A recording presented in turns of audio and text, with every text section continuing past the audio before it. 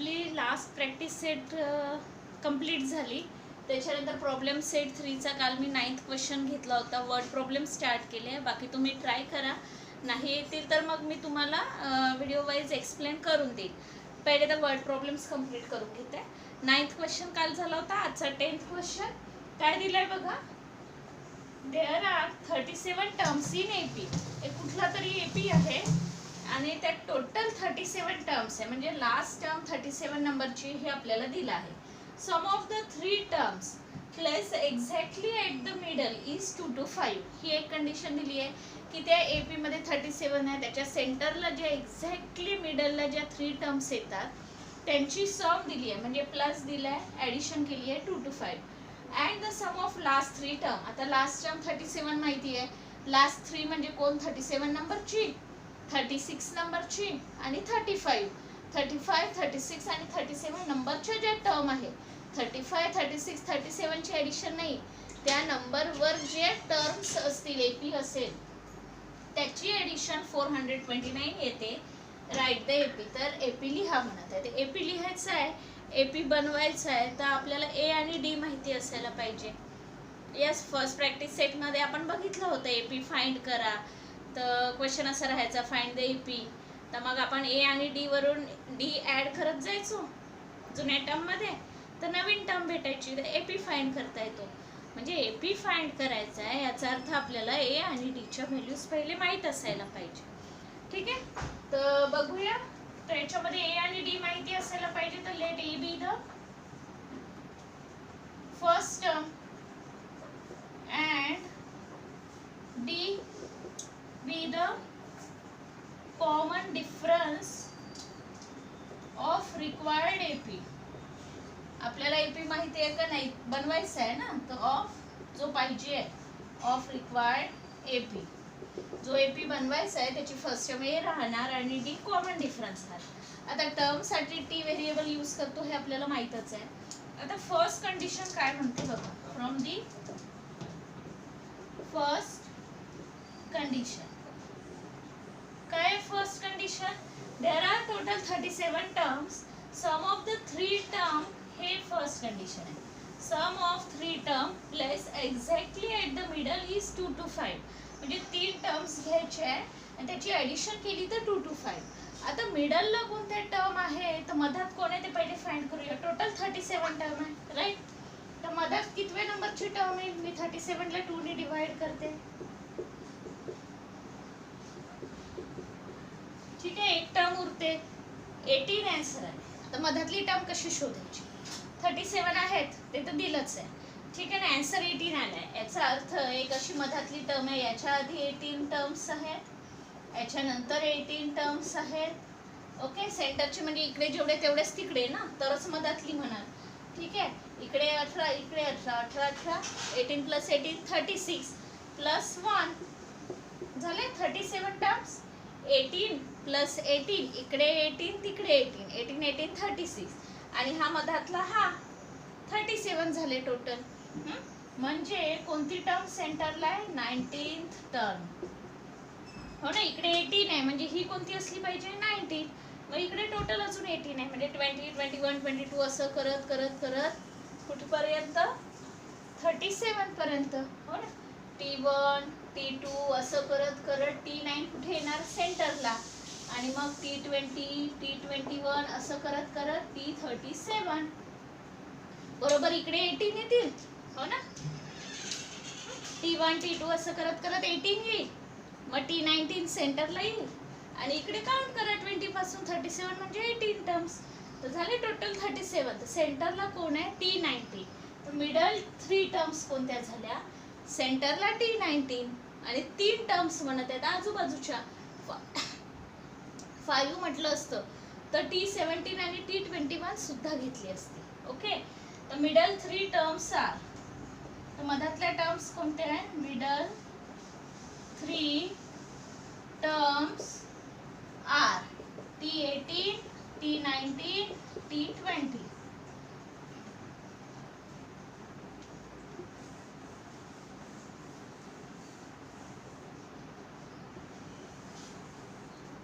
समजलेलं आहे.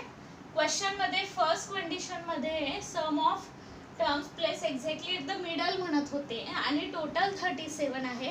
तर मिडल टर्म कशी फाइंड करायची? टोटल 37 आहे तर 2 ने डिवाइड करा तर तुम्हाला 18 मिळते.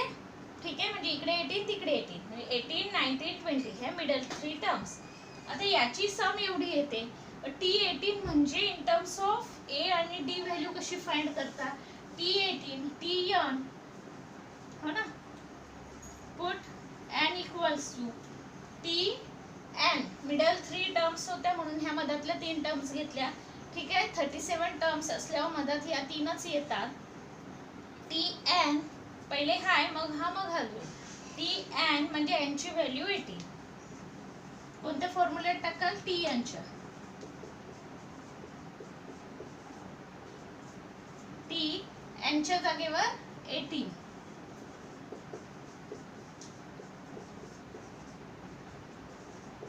-1 17D. ए ची डी वाल्या सोबत ऍडिशन होते का? नाही. तर ही झाली T18 ची व्हॅल्यू. ठीक आहे, T18 ची व्हॅल्यू काय आली? A+17D. याच्यावरून लक्षात येतं T19 आणि T20 कसं फाइंड करायचं. आता T19 म्हणजे n च्या जागेवर 19 टाकाल, T20 म्हणजे n च्या जागेवर 20 टाकाल आणि सेम असंच ह्या फॉर्म्युलेने सॉल्व कराल. तर तुम्ही डायरेक्ट आन्सर लिहू शकता. Therefore T18 फाइंड केला, T19 कसं राहील? A प्लस किंवा n च्या जागेवर 19 पुटअप केले जसे इथे 18 केले ना, सेम असंच 19 पुटअप केले तरी आन्सर भेटते. 18 आहे तर 17 आले, तर 19 आहे तर काय येईल? 18D. अँड T20 कसं भेटेल? A प्लस 19 होते तर 18 झाले, एकनी कमी तर 20 येतात 19D.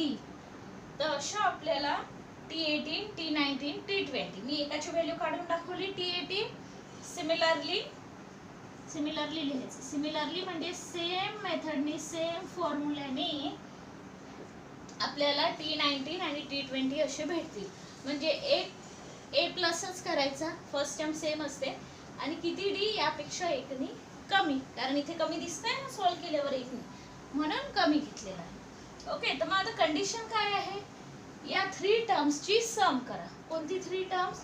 T18 plus T19 plus T20. ह्या मिडल 3 टर्म्स आहे, यांची सम केली तर किती येते म्हणत आहे? 225. मग ज्याच्या जागेवर त्याची व्हॅल्यू. T18 ची व्हॅल्यू A+17D. T19 ची व्हॅल्यू ही A+18D. T20 ची A+19D इज इक्वल टू 225. आता ए वालीची ऍडिशन ए वाल्यासोबत होईल. ऑल पॉझिटिव्ह आहे, कोणी मायनस होणार नाही. 1 2 3 ए आहेत. ऍडिशन होताना पॉवर चेंज होत नाही, एचं एच राहते. डी वाल्याची ऍडिशन डी वाल्यासोबत 17 प्लस 18 प्लस 19 किती होतात बघा?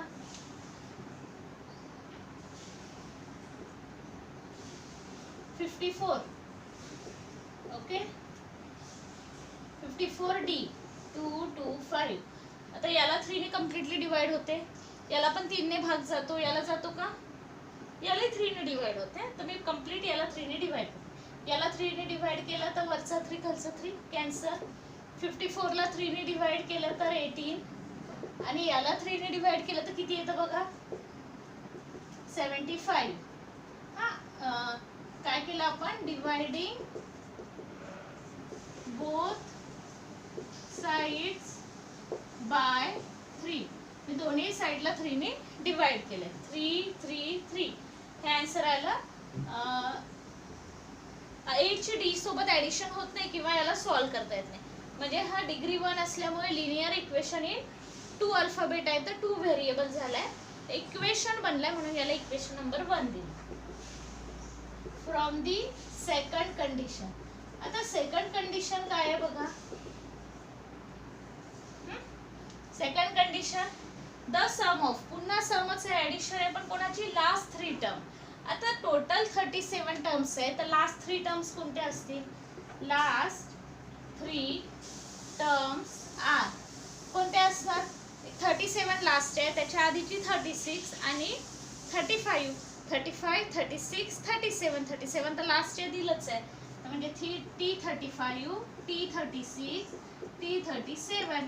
37 लास्ट आहे, शेवटच्या 3 ह्या राहतील. मग यांच्या व्हॅल्यूज फाइंड करावं लागेल.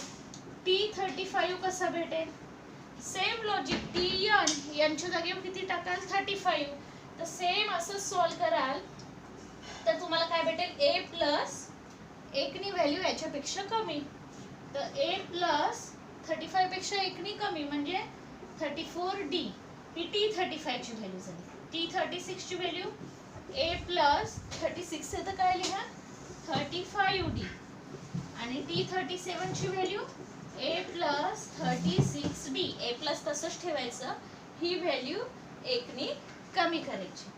आता कंडिशन मध्ये काय म्हणत आहे? या सर्वांची सम करा. हे लास्ट 3 टर्म्स आहेत ना, 35, 36, 37 टर्म, याची सम म्हणजे ॲडिशन. तर T35 plus T36 plus T37 equal to किती येते सम? 429. 429 हे कंडिशन दिली. आता मी ज्याच्या खाली त्याची व्हॅल्यू पुटअप करते. a प्लस 34d हे T35 ची व्हॅल्यू प्लस 36 ची व्हॅल्यू काय आहे? a plus 35d. टाकली ही व्हॅल्यू प्लस ही वाली value a plus 36d equal to 429. आता ए वाल्याची ॲडिशन ए वाल्या सोबत होणार कारण कोणीच मायनस नाहीये. किती ए आहे बघा? 3 ए आहेत.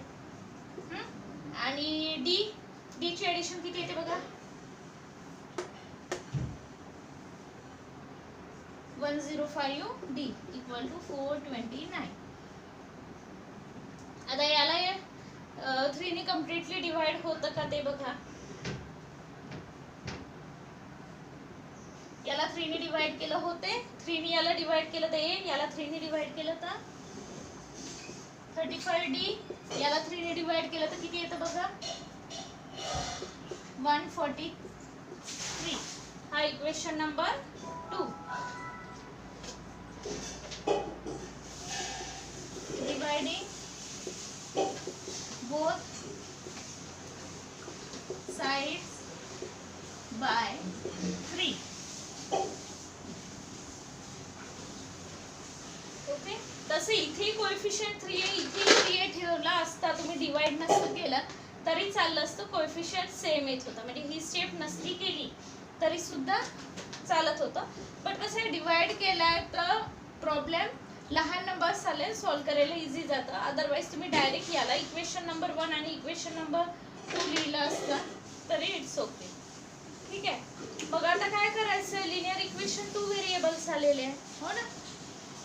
2 व्हेरिएबल आहे, लिनियर इक्वेशन आहे, 2 इक्वेशन मिळाले. आता याला इक्वेटिंग कोएफिशियंट मेथडनी सॉल्व करू आपण. तर ए आणि डी च्या व्हॅल्यू भेटेल आणि ए आणि डी च्या व्हॅल्यू भेटल्या तर आपल्याला ए पी फाइंड करता येतोच. आता ए आणि डी च्या व्हॅल्यूसाठी इक्वेटिंग कोएफिशियंट मेथड काय आहे? स्टँडर्ड फॉर्म पाहिजे. स्टँडर्ड फॉर्म काय असतो? इक्वल टू च्या अगोदर व्हेरिएबल पाहिजे आहे.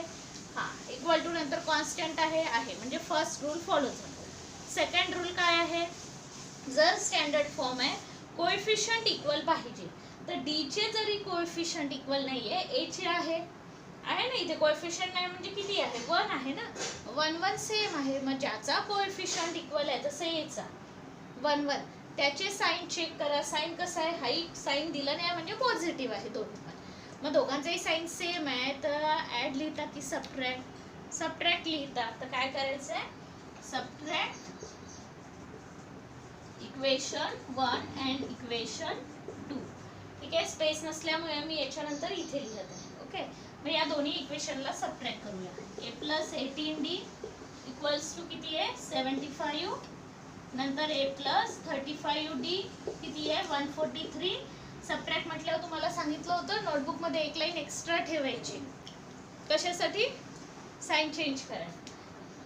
प्लस आहे तर मायनस. तुम्ही स्टुडंटनी पण असं राऊंड करायचं आहे. प्लस आहे तर मायनस, प्लस आहे तर मायनस. प्लस आहे मायनस आहे कॅन्सल. प्लस मायनस मायनस मी सबट्रॅक्शन करायची आहे. 35 मधून 18 गेले किती येतात? 17d. बरोबर आहे. ग्रेटर नंबरचं साइन. आता 35चं साइन प्लस आहे का? नाही, तो राऊंड केलाय, चेंज केलेलं साइन घ्यायचं, मायनस आहे. या दोघांमध्ये 35 ग्रेटर नंबरचं साइन. आता इथे पण या दोघांची सबट्रॅक्शन होणार. किती?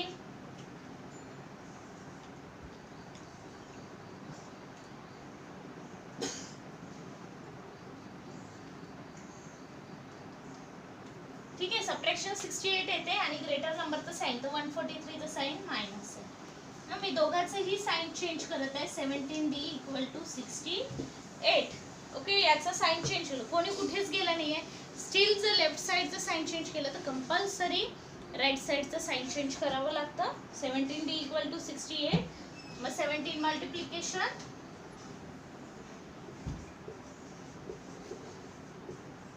17 मल्टिप्लिकेशन त्या साईडला गेले तर डिव्हिजन. मग 68ला 17 ने डिवाइड केलं, किती आन्सर येतं? 4. ही झाली डी ची व्हॅल्यू. डी ची व्हॅल्यू झाली. आता डी ची व्हॅल्यू भेटल्यावर ए ची व्हॅल्यू कशी फाइंड करतो? Put D = 4 in equation. बघा तुम्हाला जो इझी आहे त्याच्यात टाका. सपोज इक्वेशन नंबर 1 मध्ये टाकत आहे, तर हा इक्वेशन नंबर 1 आहे. a + 18d = किती आहे? 75. तर आता याच्या जागेवर a ची व्हॅल्यू माहिती आहे का आपल्याला? नाही माहिती. As it is +18 in bracket d च्या जागेवर d ची व्हॅल्यू. हे आता स्टेप्स तुम्हाला करता येतात, ऑलरेडी झालेले आहे. हा a माझा असाच्या तसा.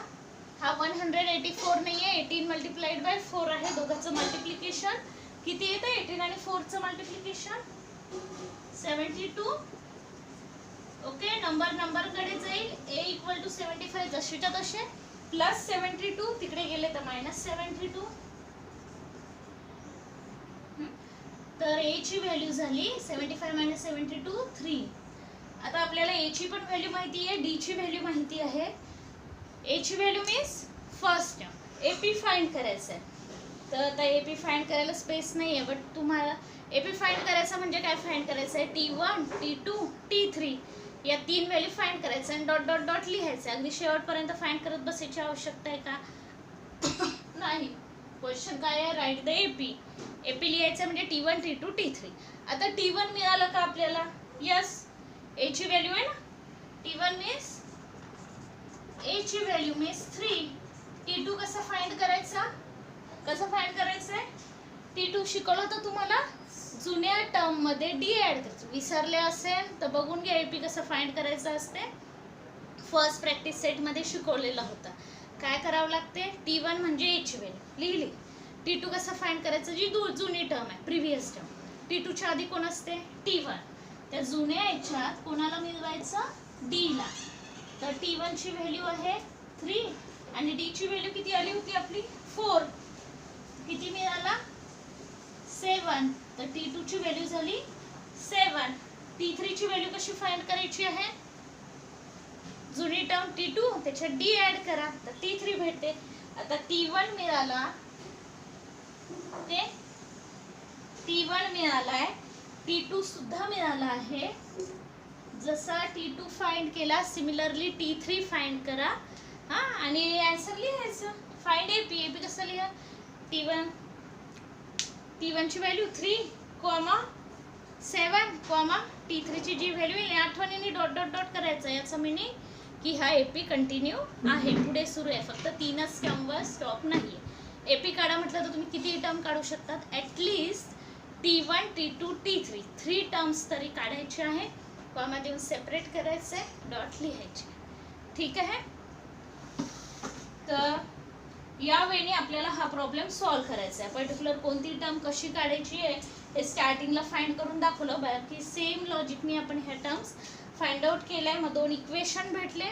2 इक्वेशन लिनियरच्या मेथडने तुम्ही स्वतः सॉल्व्ह करू शकता. ADच्या व्हॅल्यू काढू शकता आणि ADच्या व्हॅल्यू माहीत झाल्यावर A मीन्स फर्स्ट टर्म आणि D माहीत झाल्यावर AP कसा बनवायचा हे ऑलरेडी आपलं फर्स्ट एक्सरसाइजमध्ये प्रॅक्टिस सेटमध्ये झालेलं. सेम कन्सेप्ट यूज करायचा. सिंपल आहे, प्रॅक्टिस करा, येईल सर्वांना. ओके.